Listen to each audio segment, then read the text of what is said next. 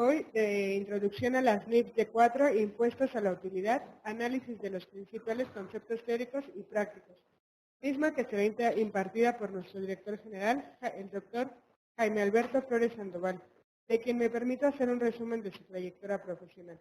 Es doctor en Ciencias de lo Fiscal, maestro en Impuestos, licenciado en Derecho y contador público. Se ha desempeñado por más de 20 años en el sector empresarial como consultor, expositor y conferencista en prácticamente todo el país. Sin mal por el momento, les dejo con el expositor, deseando de antemano satisfaga sus expectativas. Por último, les pido que coloquen su celular en modo de vibrador, por respeto también a las personas que tenemos en línea y ustedes. Si alguien desea hacer alguna pregunta, les pido que levanten su mano y vamos a dirigir el micrófono a ustedes para que las personas que están en línea también puedan escuchar la pregunta. Muchas gracias, bienvenidos. Vamos a comenzar. Buenas tardes otra vez. Vamos a platicar de normas de información financiera, en particular de la NIF D4. Vamos a hacer algunos comentarios respecto de esta norma y respecto a las aplicaciones prácticas. Y yo creo que ustedes tienen alguna expectativa ya preestablecida, tienen algún conocimiento de la norma, quizá, bueno, no estoy seguro de eso. Entonces vamos a comenzar precisamente de esa parte. Que ustedes me platiquen un poco su nombre primero y después cuál es la expectativa que tienen el día de hoy, qué es lo que ustedes requieren el día de hoy para que en función de eso nos enfoquemos. Vamos a comenzar aquí adelante, por favor. Bueno, es que el micrófono pareciera que no sirve, sí sirve, pero como hay gente que está en línea, que nos está escuchando en otra parte, la idea es que ellos nos escuchen, ellos también preguntan y nos preguntan algunas cosas. Sí, ok. Hola, buenas tardes. Mi nombre es Angélica Flores Tarango. Trabajo como contadora general en una empresa y pues el objetivo es dar un repaso, como bien lo comenta, a la NIF D4 y pues simplemente mejorar la forma en la que la estamos aplicando en la empresa. Ok, muy bien. ¿Manejas el D4? Debemos pero los auditores nos hacen la observación de que hay que hacer correcciones. Ok, muy bien, Sí. muy bien. Hola, buenas tardes. Mi nombre es Denise Domínguez. Estoy como coordinadora de contabilidad en una empresa inmobiliaria. Y bueno, pues también el repaso y en la empresa manejamos el D4. Ok. ¿Me dijiste que tu nombre es? Denise Domínguez. Denise, muy bien, Denise. Y entonces hacen D4 ustedes, hacen D4 ustedes, entonces aplican el impuesto. Bueno, voy entrando y así es. Y se hace. Lo manejan en la empresa. Muy bien, Denise. Sí, por favor. Ahora ya no. Buenas tardes. Yo me llamo Ricardo Velázquez. Estoy en el sector independiente. La expectativa que percibo del curso es simplemente actualización y clarificar algunos conceptos que tengo ahí, algunas dudas. Pues espero que a través del curso se me puedan notar. Ok, muy bien, Ricardo. Hola, mi nombre es Liliana Galván. Trabajo en una empresa inmobiliaria. Vengo para reforzar el concepto de impuestos. La aplicación, muy bien. Buenas tardes, mi nombre es Jacinto Armando Cabrera, trabajo por mi cuenta, soy independiente y bueno, quisiera yo actualizar algunos conceptos, algunos criterios y ahorita estamos incluyendo en lo que es la esfera de la construcción y ahí sí va a ser muy importante su aplicación. Ok, muy bien. Buenas tardes, Osvaldo Lira. Soy responsable contable de una serie de empresas de reciente creación y queremos implantar la norma D4. Ok, muy bien. Buenas tardes, mi nombre es Sergio Hermida y el objetivo es actualizarme también en el rubro de los mismos. Ok, muy bien. Sergio me dijiste, ¿ah? Sergio me dijiste, ¿ah? Buenas tardes, mi nombre es Dulce María Barajas, trabajo en el sector independiente. Y la idea es, bueno, repasar y sí clarificar algunos conceptos de aplicación. Muy bien. Bien, pues vamos a comenzar. Normalmente cuando hablamos de D4, bueno, pues tenemos algunas ideas preconcebidas, ya tenemos alguna mecánica incluso implementada en algunas empresas, mecánicas que ya están incluso automatizadas, ¿no? Ya el cálculo del D4 es algo que vamos haciendo mecánicamente durante nuestro proceso ordinario de trabajo. Y entonces, bueno, pues la aplicación ya no es más que repetición de una mecánica. Sin embargo, bueno, finalmente los conceptos fiscales se modifican. Esta es una norma en donde se empatan los conceptos de orden contable, normatividad contable con la legislación fiscal. Si no se empatan, por lo menos es donde hacemos juego de ambos conceptos. Yo considero que esta es una de las normas, o es la norma que mayor conocimiento requiere, porque requerimos un conocimiento de orden fiscal, pero a la vez un conocimiento de normatividad contable. Bueno, aquí a mí se me hace interesante siempre saber, ¿ustedes hacia qué lado se inclinan más? ¿Son más contables, más financieros o son más fiscales? ¿Son más fiscalistas? ¿Mande? Son más contables, son más financieros ustedes, entonces manejan mejor las normas que las leyes. ¿Sí? ¿Sí es así? Bueno, entonces vamos a platicar de normas de información financiera, nos vamos a ubicar en ese ámbito, pero pues hay que considerar que bueno, el manejo que tenemos que hacer de la legislación fiscal también es importante, porque bueno, cambian las disposiciones, cambia también la aplicación del D4, y bueno, vamos a comenzar por este recuento histórico muy breve de lo que son las normas de información financiera, porque además es parte del marco conceptual de lo que vamos a hacer en el D4. Entonces, bueno, saben ustedes que desde 2005 se comenzó a hacer una semblanza de este cambio de principios de contabilidad a normas de información financiera, y en virtud de este cambio que se hizo de normatividad, en 2006 se comenzaron a utilizar las normas de información financiera en virtud de la desaparición de los principios de contabilidad generalmente aceptados. Fue por aquellos años donde se hizo. Y entonces uno de los cambios importantes se dio en la denominación incluso del concepto, en donde la normatividad cambió de principios de contabilidad generalmente aceptados a normas de información financiera, en función básicamente de una adaptación que se hace de conceptos, una adaptación en virtud de la cual se decidió que lo que antes eran principios ahora fueran normas, porque al final del día, en términos internacionales, todos los países prácticamente denominan a su normatividad normas de información financiera, en diferencia a principios de contabilidad que ya no se usa prácticamente en ningún país. ¿Por qué creen que se haya hecho el cambio de la denominación de principios a normas? Cuando hablamos de principios, ¿ustedes qué entenderían por un principio? ¿Cómo que le suena un principio?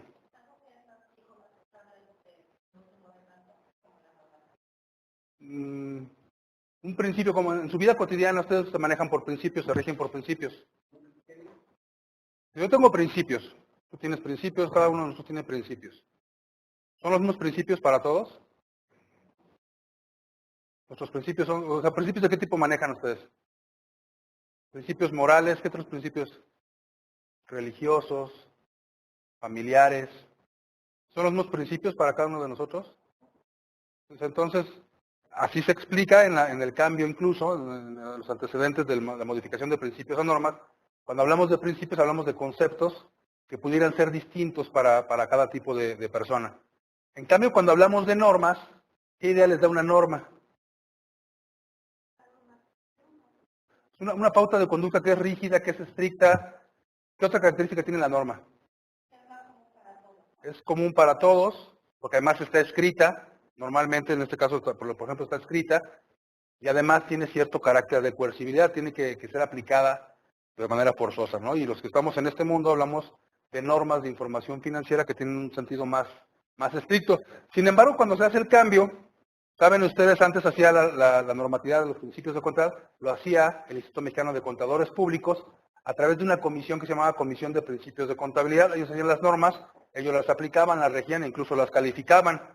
También esa idea no era tan correcta, a decir de estos nuevos esquemas de normatividad, porque se animó que tú hagas las reglas, tú las aplicas, tú las calificas. Esos son términos reales de un país, sería como una dictadura, ¿no? O sea, las normas las tendría que hacer un órgano distinto, y entonces se diseñó el CINIF, la Comisión de Investigación y Desarrollo de Normas de Información Financiera, y dijeron, tú vas a hacer la normatividad ahora. A partir de 2006 la normatividad queda a cargo de este CINIF. Y entonces lo que hicieron fue tomar ese documento normativo, los principios de contabilidad, y dijeron, ahora tú te encargas. Y los mismos principios los pasaron a la normatividad y dijeron, a partir de aquí, cuando tú vayas cambiando las normas, en lugar de denominarle principios de contabilidad generalmente aceptados, le vamos a llamar normas de información financiera, pero la estructura va a ser la misma. Incluso la estructura que se guarda es la misma que teníamos cuando eran principios. Estaba dividido en series, igual sigue ahora dividido en series. Las series eran de la A hasta la E, siguen siendo las mismas series. Pero de entrada lo que cambió el CINIF es que la primera parte, la serie A, decían ustedes que manejan más las normas, ¿a qué se refiere la serie A? Es el marco conceptual. Y cuando eran principios, ¿cómo se denominaba ese marco conceptual?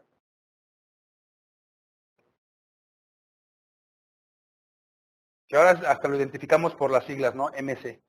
Y cuando eran principios se denominaba teoría básica de la contabilidad financiera. Pero en ambos sentidos hablamos del mismo concepto. Marco conceptual o teoría básica de la contabilidad financiera es exactamente lo mismo. ¿Pero a qué nos referimos cuando hablamos de uno o de otro? Marco conceptual o teoría de la contabilidad financiera. Aquí nos remitimos a cuando estábamos en la escuela, ¿no? Decíamos, hoy vamos a tener una clase de teoría y una de práctica. ¿Qué veíamos en la teoría? Veíamos conceptos, veíamos definiciones, ¿no? Veíamos ese tipo de situaciones. Eso eran principios. Teoría básica de la contabilidad financiera. Ahora en el marco conceptual lo que analizamos es precisamente lo mismo.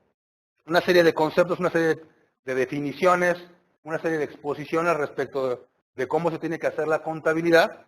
Ya ahora lo tenemos en ese marco conceptual, ¿no? Que fue el cambio de denominación y de hecho el cambio también incluso en la terminología. Porque decíamos, antes usábamos los principios de contabilidad generalmente aceptados.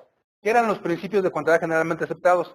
Es todo el documento normativo, todo el librito o librota, ¿no? Depende de cuál versión trajéramos, la estudiantil o la otra, pero todo el documento son principios de contabilidad generalmente aceptados.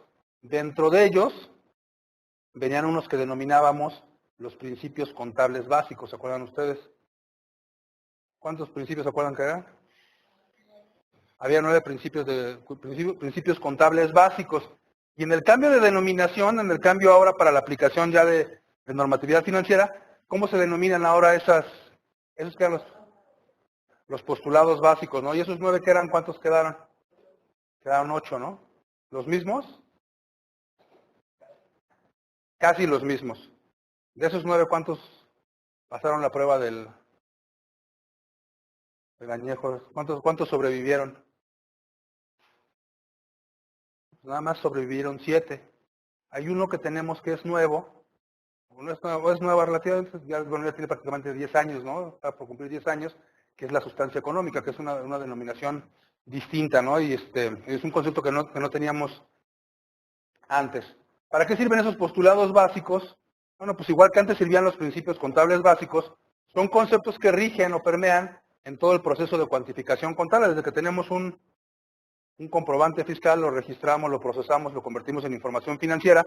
Durante todo ese proceso requerimos la aplicación de estos postulados básicos. Son conceptos que jerárquicamente podríamos poner por encima de cualquier otro concepto que se aplica en la contabilidad. Después los aterrizamos y ya los aplicamos en el ámbito de la generación de información financiera, que son estos 8 postulados básicos. ¿Okay? ¿Los conocen ustedes? ¿Los aplican? ¿Para qué sirve cada uno de ellos? ¿Qué hacemos con cada uno de ellos? ¿Cómo los usamos? Yo aquí la importancia que le doy al término y al concepto de los postulados básicos, básicamente está orientado al hecho de que finalmente decimos que son conceptos que jerárquicamente tienen un nivel superior a cualquier otro tipo de conceptos. Y estos conceptos los tendremos que aplicar o los tendremos que aterrizar ya en conceptos específicos en la aplicación práctica de las normas de información financiera. Por eso siempre hacemos un recuento, así sea breve, de estos postulados básicos. Primero, el de entidad económica. Entonces, ¿en dónde entienden la aplicación de este postulado de entidad económica?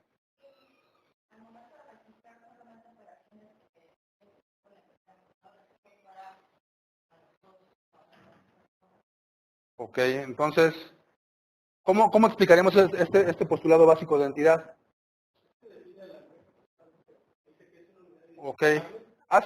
Primero hace una definición de empresa, más o menos como la haría en su momento, no sé con quién habrán estudiado ustedes administración, con qué libro, pero casi siempre usábamos ese ¿de quién usaban ustedes de administración básica al principio? Son un librito así naranja, uno de Reyes Ponce, alguna cosa así. Que más o menos definía la empresa y decía que la empresa es una unidad económica que se constituye por un conjunto de recursos, bueno, son los materiales técnicos financieros. Algo así dice la norma de información financiera respecto de entidad económica, que tiene un fin económico específico y tiene efectivamente esa característica que mencionas. Y es un ente económico, es un centro de decisiones independientes respecto incluso de las personas que lo conforman. Ahí es donde encontramos la aplicación del postulado básico.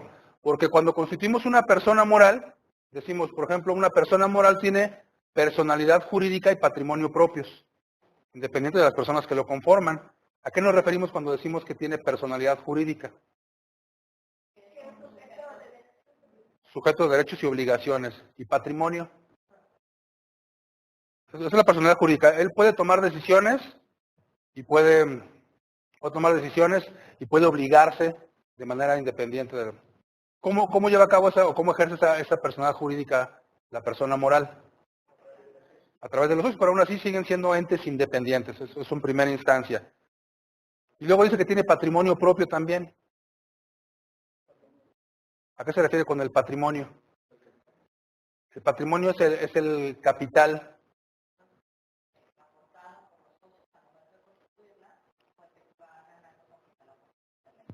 Ok, ¿cómo le llaman en normas a ese capital? Al que aporta y al otro que se va a generar. En términos de normas, capital contribuido y capital ganado, ¿no? Que son las dos partes del capital. Y en términos jurídicos, ¿cómo definiríamos el patrimonio? ¿Es igual el patrimonio en términos jurídicos que en términos contables financieros? ¿Es lo mismo el patrimonio para un abogado, para un contador? O sea, el contador, ¿cómo diría? O sea, el patrimonio, el capital es igual a activo menos pasivo, ¿no? Y el abogado, ¿cómo diría que es el patrimonio?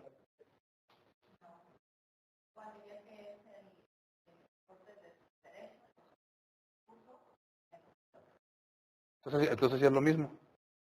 ¿No? Jurídicamente diríamos el patrimonio es el conjunto de bienes, derechos y obligaciones de una entidad. Y contablemente, que somos más pragmáticos, más al punto, activo menos pasivo, ¿no? Pero es lo mismo, ¿no? Conjunto de bienes, derechos y obligaciones, ¿estamos de acuerdo? Entonces, este postulado de entidad económica lo debiéramos entender precisamente en ese ámbito y en ese sentido. La entidad económica es un conjunto de recursos, todos valorables en dinero, porque finalmente estamos hablando en términos financieros, que es independiente de las personas que lo conforman. Entonces, por ejemplo, como bien decías, cuando yo compro mercancía, bueno, pues la mercancía es de la entidad. Cuando conformamos la entidad y cada quien aporta capital, pues el capital pasa a ser propiedad de la entidad. Pero si, por ejemplo, se nos ocurriera, dentro de esa conformación de la entidad, decir uno de los socios, oye, pues no tenemos dónde trabajar, yo pongo un edificio que es mío, hacemos un contrato de comodato, la empresa va a tener la posibilidad de utilizar a título gratuito ese edificio, sin ningún costo para ella. Vamos que se comprometa a mantenerlo en condiciones de uso. Y otro socio dice, pues yo pongo 2 camiones y también de igual forma en comodato y vamos a utilizarlos sin ninguna restricción, nada más comprometiéndonos a mantenerlo en condiciones de uso. ¿Dónde quedarían registrados ese edificio y esos camiones? ¿En la empresa en ningún lado? Pues no como activos, no por lo menos. Como propiedad, no. Aunque sean de los socios y aunque la empresa sea como su hijita y la quiera mucho y... ¿Por qué? Por ese ¿No? por eso, Hay un contrato de comodato, ¿no? Hay un contrato de comodato y precisamente por este postulado básico de entidad económica, pues esos bienes que no afectan la esfera financiera de la entidad no tendrían que incorporarse a su esquema de cuantificación contable, ¿no? Y así entenderíamos este postulado. Y por eso cuando a mí, por ejemplo, me dejan mercancía y llega una persona, yo me dedico a vender materiales, llega una persona que vende pintura y me dice, te dejo en pintura para que la vendas a comisión o en consignación, cuando la vendas me pagas y te quedas tu comisión. ¿Dónde registro esa mercancía? En todo caso, ¿mandé? En todo caso, en cuentas de orden, ¿no? Que dentro de la estructura financiera de la entidad, bueno, cuentas de orden es un método que nos inventamos para controlar bienes que no son propios o para controlar contingencias o para controlar otro tipo de circunstancias que no afectan la esfera financiera de la entidad. Aunque la vaya a vender, aunque tenga responsabilidad, en cuentas de orden. Aunque finalmente, ya remitiéndonos a la actualidad del manejo contable de los conceptos, lo que tendríamos que hacer en todo caso, más allá de cuentas de orden, es revelar la información. Una forma de revelar la información es a través de cuentas de orden precisamente, ¿no? Ese es el postulado de entidad económica. Luego tenemos otro postulado que es el de negocio en marcha. ¿Ese cómo lo entienden? ¿Cómo entienden el postulado básico de negocio en marcha?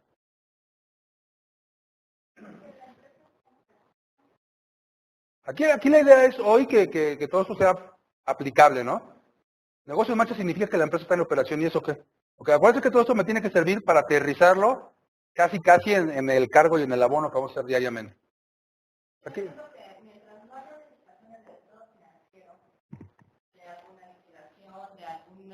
proceso de disolución. Los terceros y la gente propia de la entidad debe de considerar que el negocio sigue funcionando, sigue realizando el objeto para el cual se creó. Bueno, pero eso lo vemos todos los días, ¿no? Porque llegamos y si la cortina está arriba, quiere decir que está operando. La empresa está trabajando. ¿Para qué sirve este postulado básico? ¿Para decirme algo que ya sé? Porque lo veo. ¿Para qué me serviría un postulado básico de negocio en marcha? Sí, la vida de la existencia de la operación y la existencia de la entidad y su operación se presume continua, salvo prueba en contrario. Algo así más o menos dice el postulado básico. ¿Y eso qué tiene que ver? ¿Eso para qué me sirve o cómo lo aplico? ¿Cómo lo uso yo en la generación de información financiera? Que al final del día es para lo que estamos hoy día platicando, ¿no? Para que esto lo apliquemos en generar información financiera. ¿Eso de qué me sirve saber que la vida de la entidad se presume en existencia continua, salvo prueba en contrario? Sí, está abriendo la cortina, está trabajando. ¿Eso quiere decir que hay un negocio en marcha? ¿Para qué me sirve eso? ¿Para qué me sirve saber que el negocio? Yo lo veo todos los días, ahí está en marcha. ¿De qué me sirve eso? ¿Cómo lo aplicarían ustedes o cómo lo aplican ustedes? Bueno, hay varios temas aquí en negocio. Ajá, ¿me permites, por favor? Pásale tú, no estás flojo. Hay varios temas en negocio en marcha. El negocio en marcha, obviamente, como ya comentaba, es la continuidad. Si nos vamos a los usuarios de la información financiera, a través de indicadores, uno puede ver el grado de endeudamiento que pueda tener una entidad. Y hay una definición que yo siempre veo, que es la capacidad que tiene la entidad para asumir los compromisos. Eso, si lo asociamos con lo que dice la Ley General de Sociedades Mercantiles, de que una empresa pierde más de su capital y todos los factores, nos puede llevar a una conclusión que las entidades no pueden continuar en operación. Creo que una de las regulaciones más importantes en negocio en marcha es qué estás haciendo, cuáles son los compromisos que tenemos a futuro, que son parte de las regulaciones que hay. Entonces, el negocio en marcha nos ayuda a entender al ente y sobre todo la continuidad de lo que es el negocio. Este postulado para mí, cuando evalúo a una entidad, es en el que no me fijo, que luego están muy endeudados o tienen capital negativo, o su capital de trabajo también está en rojo, ¿no? Hay más pasivos que activos. Y eso depende mucho también de la clasificación que le demos a la información financiera para los usuarios. Entonces, desde mi punto de vista, el negocio en marcha permite ver la capacidad y la estancia que tiene un estado financiero en cuanto a este tema. Ok, a ver, aquí tú tocaste varios temas, ¿no? Tocaste varios temas. No, que sí viene al caso, ¿no? Esto sí viene al caso porque finalmente la idea es esa, ¿no? Digo, a lo mejor esto lo podemos saltar y me dicen ustedes, no, es que a mí me importa el suma y resta y cómo llegamos a aplicar el método de activos y pasivos y lo demás. A lo mejor no me importa. Yo creo que esto es la esencia porque estos conceptos hay que aterrizarlos en D4 al final del día. Sobre todo algunos de ellos prácticamente de vengación contable, asociación de costos y gastos con ingresos, evidentemente dualidad económica, pero los demás tendríamos que entender su alcance, ¿no? Para poder magnificar el concepto del D4. Cuando hablamos de negocio en marcha, tú decías primero aplicar razones para determinar, por ejemplo, si la empresa tiene capacidad. Aquí a lo mejor nos remitimos a métodos de interpretación de estados financieros, ¿no? Interpretación de análisis de estados financieros. ¿Recuerdan que veíamos algunas razones financieras? Por ejemplo, un método de razones que tú mencionaste mucho, comparar activo con pasivo, pasivo con capital, ver qué tan endeudada está la empresa. Entonces determinamos la capacidad o la solvencia de la empresa para afrontar sus compromisos en el corto plazo, comparamos pasivos con capital, pasivos con activos, determinamos incluso liquidez y otro tipo de razones, ¿no? Para ver si la empresa tiene o no problemas de capacidad primero, de capacidad para cumplir obligaciones, de liquidez, de intervención o de autonomía incluso respecto de la participación de agentes externos y mil cosas que podemos determinar en las razones financieras. Para eso nos sirve, ¿no? Para saber cómo está la entidad. Es una parte que al final del día nos puede resultar en esas razones. Y luego mencionaste también, porque lo vinculaste, la Ley General de Sociedades Mercantiles, donde decías, bueno, ahí establece algunos supuestos. ¿Supuestos de qué? De disolución, decías, ¿no? Supuestos en virtud de los cuales la empresa puede llegar a un proceso de disolución. Y que marca la Ley General de Sociedades Mercantiles esos supuestos de disolución. Entonces yo me remito otra vez al postulado básico. Dice el postulado básico que la vida de la entidad se presume en existencia continua, eso es lo que casi todos recordamos, salvo prueba en contrario, también eso es parte de lo que recordamos todos. Pero ¿eso para qué me sirve? Si la vida de la entidad está en existencia continua, eso ya lo sabemos, salvo prueba en contrario, vamos a definir primero cuál sería la prueba en contrario. ¿Cuándo pensaríamos que ya hay un riesgo de negocio en marcha o que la entidad ya no puede seguir operando tan en las condiciones como ordinariamente lo venía haciendo? Pérdidas recurrentes. Pierde, pero el socio aporta. Entonces, a lo mejor no pasa nada, ¿no? ¿Cuál sería ese caso recurrente en virtud del cual podríamos presumir que hay un riesgo de negocio en marcha? Cuando pierden operaciones también. ¿Cuando pierde qué, perdón? Operaciones. O sea, si vemos que la entidad depende de un solo cliente, o el 80%, por comentar algún porcentaje, depende de un contrato, y pierden a ese cliente, entonces ya no hay manera de que continúe. Bueno, sí hay forma. Si hay forma, a lo mejor nos tenemos que apretar el cinturón. Pero baja la operación. Pero esa sería la prueba en contrario de que la empresa sigue en existencia continua. Eso a lo mejor sería un indicador de que tenemos que reducir costos, gastos, de que la operación va a cambiar. Pero tú mencionabas respecto a esa prueba en contrario, la disolución de la sociedad o de la persona moral. ¿Por qué causa se podría disolver una persona moral? Por ejemplo, Pérdida de 2/3 partes de capital, o dices tú, o quiebra. ¿Es lo mismo una cosa y la otra? La quiebra que perdió 2/3 partes de capital es lo mismo. ¿Dónde ubican la pérdida de 2/3 partes del capital y cómo entienden la quiebra?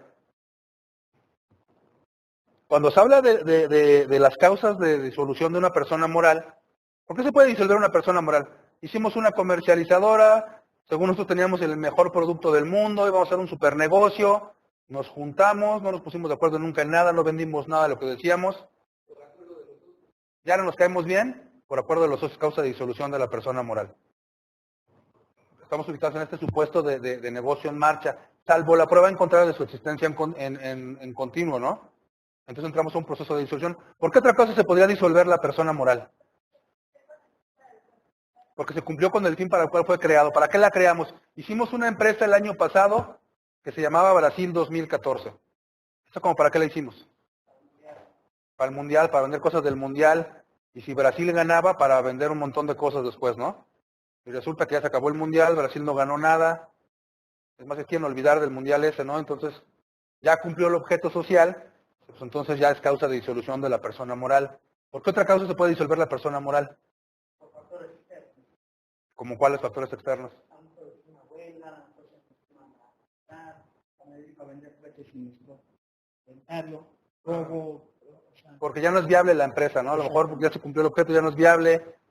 Pero también una de las que mencionaron es por qué se pierden 2/3 partes del capital. Es una causa de disolución de la persona moral. Porque éramos 2 socios, fallece uno, y en los acuerdos que hicimos, porque era un acuerdo muy romántico, dijimos, vamos a hacer la empresa, y siempre vamos a ser tú y yo que nos conocemos desde niños, y si algún día uno de los dos se muere, ya no queremos meternos con esposas ni con hijos. Es causa de disolución de la persona moral, y así está contemplado, pérdida de 2/3 partes del capital. ¿Y eso es igual que la quiebra? Preguntábamos entonces. ¿Es igual que la quiebra, perder 2/3 partes del capital que la quiebra?